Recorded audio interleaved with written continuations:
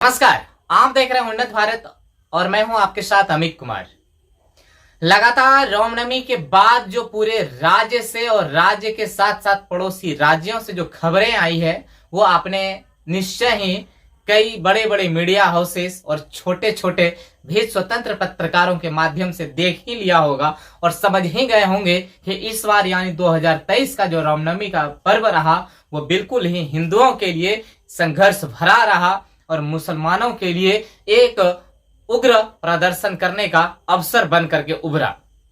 ये बात सुनने के बाद आपके मन में कई सारे सवाल उठ गए होंगे और आप कह रहे होंगे ये मैं क्यों कह रहा हूं। हाँ, मुझे ये कहना इसलिए पड़ रहा है क्योंकि पर्व हिंदुओं का था। हिंदू अपने मर्यादा पुरुषोत्तम श्री राम का विभिन्न जगह पर शोभा यात्रा निकाल रहे थे, भव्य रैली निकाल रहे थे और उसमें जो है आवाजें मतलब जय श्री राम की गूंज रही थी। लेकिन उपद्रवियों ने कहीं पर जो है पत्थर फेंकना स्टार्ट कर दिया, कहीं पर गर्म पानी फेंकना स्टार्ट कर दिया, कहीं पर कुछ कहीं पर कुछ। लेकिन बिहार में सरकारों की नजर में अभी यहाँ पर कोई भी हिंसा नहीं हुई है और सरकारों की नजर में सरकार को सिर्फ ऐसा लग रहा है कि यहाँ पर छोटे मोटे पटाखे फूटे हैं और वो भी पटाखा फोड़ने वालों को जो है कहीं ना कहीं प्रशासन खोजने में जुटी हुई है। खैर, हम इस विषय पर बात नहीं करेंगे पटाखा फूटा या नहीं फूटा, लेकिन जो बड़े बड़े हाउसेस ने और सभाओं ने एक साथ जो है झुलसती हुई आग को तिपती हुई जो है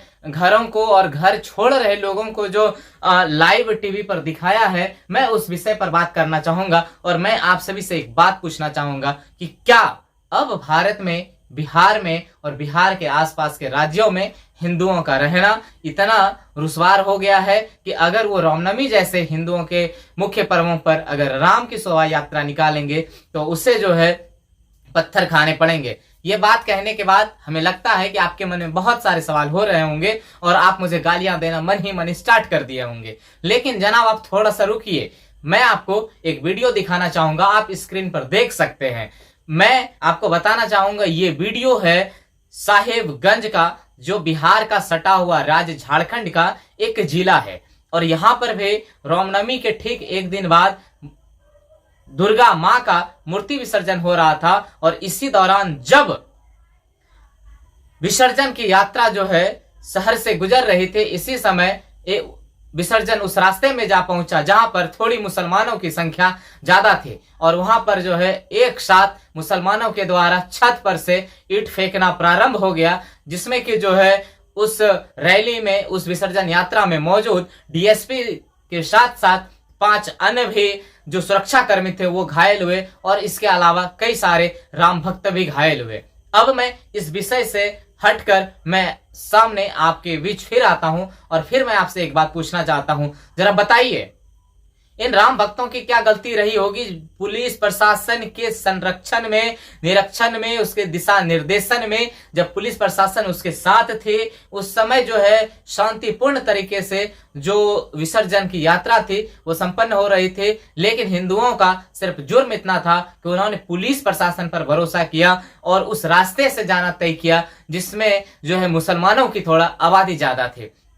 एक बात तो तय है कि हिंदुस्तान में अगर हिंदुस्तान को अगर हिंदू राष्ट्र कहा जाए तो बहुत सारे लोगों को मिर्ची लग जाती है। ऐसा नहीं होना चाहिए। अगर किसी राज्य को हिंदू राज्य कहा जाए तो स्वाभाविक है लोगों को दिक्कत हो ही जाएगा, और अगर किसी जिले को जो है हिंदू जिला कहा जाए तो कष्ट से इससे भी लोगों को होगा। लेकिन अगर इसके बाद कहीं भी किसी भी तरह अगर लोग कहे कि कहीं पर एक हिंदू गांव भी है तो लोगों को जो है इस बात पर आपत्ति हो जाएगी और लोग ये कहने लगेंगे कि देश में हिंदू गांव कब से होने लगा। लेकिन एक बात तो इस रामनवमी के अवसर पर स्पष्ट हो गया कि देश में बहुत तेजी से मुस्लिम इलाके बढ़ रहे हैं और वो एक इलाका ऐसा होता है जहां पर ना तो आप रामनवमी का शोभा यात्रा निकल सकते हैं, जहां से आप ना तो मूर्ति का विसर्जन के लिए जा सकते हैं, जहां पर ना तो आप जो है हनुमान चालीसा गा सकते हैं और जहां के जिसके आसपास ना तो आप राम का भजन बजा सकते हैं। तो ऐसे इलाके लगातार जो है बिहार में, बिहार के आसपास के राज्यों में बढ़ रहा है और इसी का परिणाम है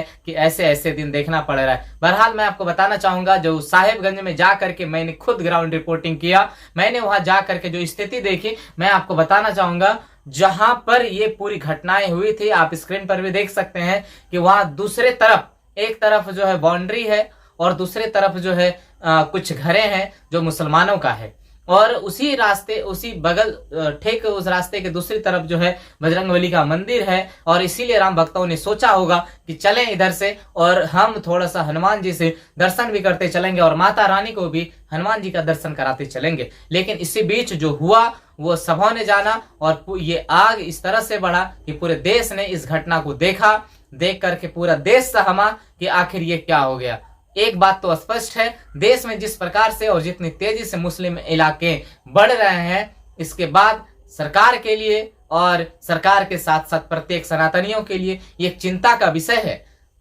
अब एक बात बताइए, इतनी बड़ी बड़ी घटनाएं बिहार में हो रही है और इसके बाद भी जो है जो सत्तारूढ़ सरकार है वो कह रही है कि ऐसा हमारे यहाँ कोई घटना ही नहीं हो रही है, ऐसा कुछ है ही नहीं। हमारे देश के गृह मंत्री कह रहे हैं 10 टीमें हम जो है केंद्र की जो है बिहार में भेज रहे हैं, लेकिन यहाँ पर राज्य सरकार कह रही है कि हमारे यहाँ कुछ हुआ ही नहीं है, जो कुछ थोड़ा हुआ है तो वो पटाखे फटे हैं और पटाखे फटने से ही इस तरह की घटनाएं हुई हैं। अब सोचिए वो गया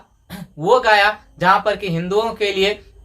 जाना बिल्कुल ही महत्वपूर्ण हो जाता है, और जब तक इंसान वहां नहीं जाता है, एक हिंदू परिवार वहां नहीं जाता है, तब तक वो मानता है कि उनके जो मरे हुए पूर्वज हैं उनको मुक्ति नहीं मिलती है। और ऐसे जगह भी जो है अब हिंदुओं के हाथ से धार्मिक दृष्टि से इस प्रकार खोता जा रहा है कि अगर वहां पर हिंदू, सनातनी हिंदू और भारत में रहने वाला हिंदू, बिहार में रहने वाला हिंदू अगर एक शोभा यात्रा निकलता है, जय श्री राम का नारा लगाता है, तो इसके बाद जो है पत्थरबाजियां होने लगती है, आगजनी होने लगता है, होटल लूटे जाने लगते हैं, तोड़फोड़ किए जाने लगते हैं। जरा सोचिए हम किस दुनिया में अब जीना प्रारंभ कर दिए हैं। मैं आप सभी से ही पूछना चाहता हूं, आप खुद बताइए, नीचे लिखिए कि आप क्या सोचते हैं और आखिर इन सभी समस्याओं का क्या समाधान है। एक अलग विषय है कि ये आवाज उठाने के बाद पता नहीं हमारे ऊपर भी शायद FIR हो जाए, क्योंकि जो एक नया पैटर्न चला है कि लगातार अगर कोई भी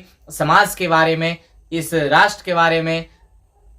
किसी बुराई के बारे में अगर कोई बोलने का कोशिश करता है तो राज्य के अंदर अब एक बड़ा सा फंडा है कि उसे किसी ना किसी केस में फंसा दिया जाता है और फंसाने के बाद जेल डाल दिया जाता है। लेकिन मैं आप सभी से पूछना चाहता हूं कि क्या हकीकत में जिस प्रकार तेजी से मुस्लिम इलाके बढ़ रहे हैं और जिस प्रकार से राम के रैलियां का जो है विरोध हो रहा है, तो इससे आपको क्या लगता है कि अब समय आ गया है कि सरकार को, प्रशासन को और समाज को एक साथ ऐसे असामाजिक देशद्रोहियों का खुलकर मुकाबला करना चाहिए और एक बार ऐसे लोगों का पुरजोर बहिष्कार करना चाहिए। आप तत्काल देख रहे थे उन्नत भारत न्यूज,